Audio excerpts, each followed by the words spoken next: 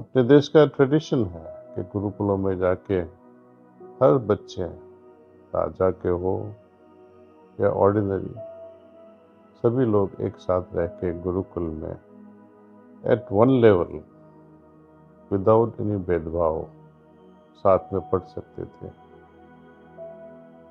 गुरु मानो तो वशिष्ठ, जिनके नीचे राम, लक्ष्मण, भरत, शत्रुघ्न एवं मैनी अदर, जिनके नाम हम जानते नहीं है लेकिन बहुत लोगों ने पढ़ाई की। गुरु तो एक ही थे। वैसे ही सांदीपनि मुनि के नीचे बहुत लोगों ने पढ़ाई की। कृष्ण भगवान, सुदामा, ये दो ही नाम हम परिचित हैं। लेकिन जब देखा जाता है, एक गुरु होने के नाते भी सभी की पहुंच इक्वल नहीं होती है।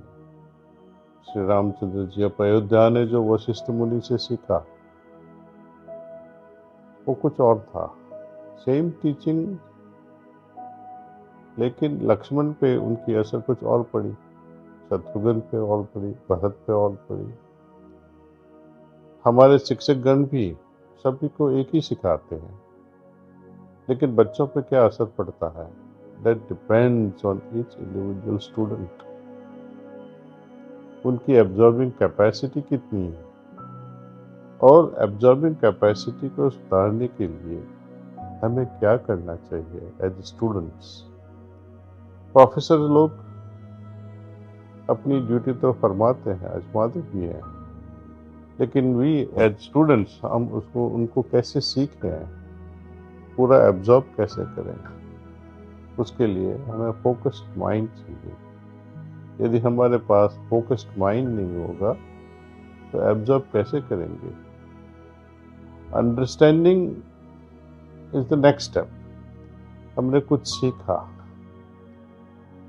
E equal to MC square, suppose equation हमने सीख लिया, लेकिन इसका मतलब क्या है, हमें अंडरस्टैंडिंग हमें लानी पड़ेगी। एब्जॉर्बिंग कैपेसिटी एक चीज है, उसको अंडरस्टैंड करना, उसको समझना वो दूसरी बात है। और उससे आगे कि उसका प्रैक्टिकल लाइफ में उसका उपयोग कैसे करें। जैसे हम धर्म में सिखाते हैं कि ईश्वर है, सब लोग मानते हैं, सब लोग जानते हैं ईश्वर सब जगह है, सर्वज्ञानी है, सर्वशक्तिमान है। लेकिन हम पूछेंगे कि आप क्यों कहते हैं ऐसा कि वो सर्वशक्तिमान है, सर्वज्ञाता है। फर्स्ट ऑफ ऑल हम मानते हैं, दूसरा क्वालिटी असाइन करते हैं। आपको कैसे पता चला? तो बोलेंगे हाँ, मेरी माँ ने बताया, पिताजी ने बताया, हमारे धर्म ऐसा कहते हैं। तो वहां से हमारा संस्कार शुरू हो जाता है। हमारे माता पिता की जो बिलीफ सिस्टम है, मान्यता है, वो हमें भी एब्जॉर्ब हो जाती है। और एक सैड बात है, दुख की बात है कि हम मान्यता पे ही रुक जाते हैं। धर्म में मानते हैं, अच्छा है, लेकिन उसके आगे अनुभूति करनी चाहिए। श्रद्धा तो है, अच्छा है, श्रद्धा का अंत आएगा जब हम अनुभूति करेंगे। जब अनुभूति होगी तो श्रद्धा की जरूरत नहीं पड़ेगी, क्योंकि हम अनुभव कर सकते हैं। कोई बोले ईश्वर में मानता हूं, जैसे मैं आपको देख रहा हूं, आप मुझे देख रहे हैं, उसमें मानने की जरूरत नहीं पड़ती है। सितारों को देख रहे हैं, सूर्य को देख रहे हैं, चांद तारों को देख रहे हैं, वृक्षों को देखते हैं, आकाश को देखते हैं, उनको मानने की जरूरत नहीं पड़ेगी, क्योंकि हम अपनी आंखों से देखते हैं। आध्यात्मिकता में हम ईश्वर की अनुभूति करते हैं। धर्म जो है वो हमें मान्यता, संस्कार की ओर ले जाती है कि आप मानो। आध्यात्मिकता एक स्टेप आगे का चरण है, वहां हमें उनकी अनुभूति होती है। अनुभूति के बाद क्या हमारा खेल पूरा हो जाता है? अनुभव के तौर से मैं कहता हूँ कि वो हमारा अंत नहीं है। हाँ, ज्ञान से आगे अनुभूति एक बड़ी चीज है, लेकिन अनुभूति के बाद भी एक चरण आता है। किसी चीज के बारे में अनुभव कर लिया, आगे क्या? जरा सोचो।